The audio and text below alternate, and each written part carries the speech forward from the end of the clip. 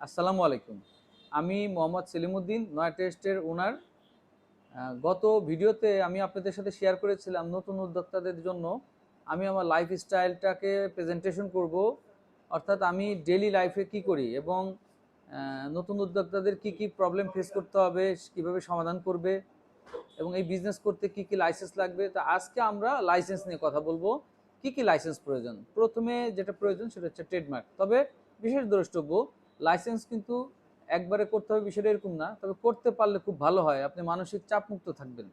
আর সব এই ফুড বিজনেসের তো ক্যাটাগরি রয়েছে, ধরেন চাইনিজ রয়েছে, তারপরে মিষ্টি রয়েছে, তারপরে বেকারি রয়েছে, তারপরে ভাতের হোটেল রয়েছে। তো এখানে ক্যাটাগরিতে কিছুটা পার্থক্য থাকবে, আমি সেটা উল্লেখ করে দেবো।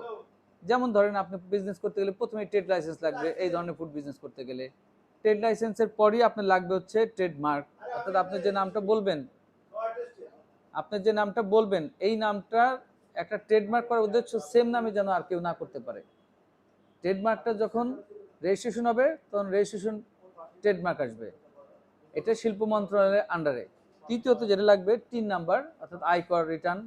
এটা তো আপনার সবাই বোঝেন, যে কোনো জায়গা থেকে করা যায়। তারপরে লাগবে বিন নাম্বার, অর্থাৎ আপনার প্রতি মাসে ভ্যাট দিতে হবে, এর জন্য আপনি বিন নাম্বার করতে হবে।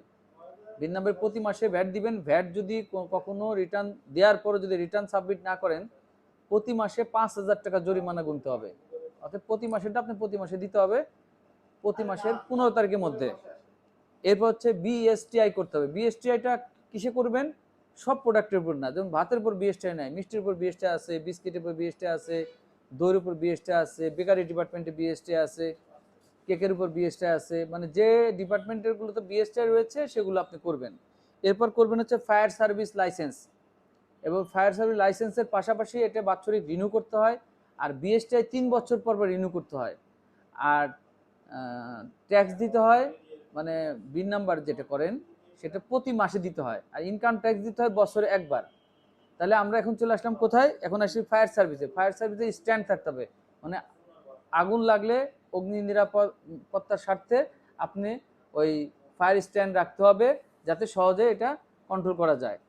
এরপর আপনার লাগবে হচ্ছে পরিবেশের সার্টিফিকেট। আপনার পরিবেশের সার্টিফিকেটের পর আপনার লাগবে হচ্ছে শ্রম এবং কলকবজার এ লাইসেন্স লাগবে।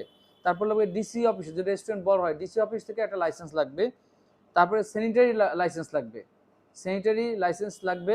এরপর হচ্ছে কৃষি লাইসেন্স লাগবে, যদি আপনি কৃষি পণ্য, যেমন আমরা দই মিষ্টি করি, এর জন্য কৃষি লাইসেন্স লাগবে। এরপর হচ্ছে প্রাণী সম্পদের লাইসেন্স লাগবে।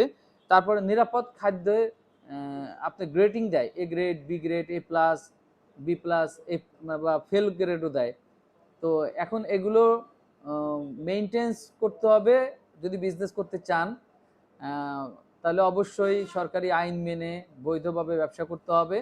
তা আজকের মতো আমি পেপারস নিয়ে কথা বললাম, আমি আবার রিপিট করব কি কি বিষয় নিয়ে আজকে আমি রিপিট করলাম। প্রথম হচ্ছে ট্রেডমার্ক, না প্রথম হচ্ছে ট্রেড লাইসেন্স, তারপর ট্রেডমার্ক, তারপরে টিন নাম্বার মানে আয়কর, তারপরে বিন নাম্বার প্রতি মাসে টাকা দিতে হবে, তারপরে বিএসটিআই, তারপরে ফায়ার সার্ভিস, তারপরে পরিবেশ লাইসেন্স, শ্রম এবং কলকবজা, তারপরে DC office licence, sanitary licence, কৃষি লাইসেন্স, প্রাণী সম্পদের লাইসেন্স এবং নিরাপদ খাদ্যর মনিটরিংয়ের মধ্যে তারা একটা সার্টিফিকেট দেয়, A plus, A grade, B grade, এরকম করে দেয়, যেটা আমাদের বিজনেসের জন্য অনেক বেশি একটা ইফেক্ট ফেলবে। এই কারণে নতুন কোনো শহরে আপনি যদি যান একজন ভোক্তা হিসেবে, আপনি গুগল সার্চ করলে জানবেন যে কারা কারা এর আওতায় আসছে।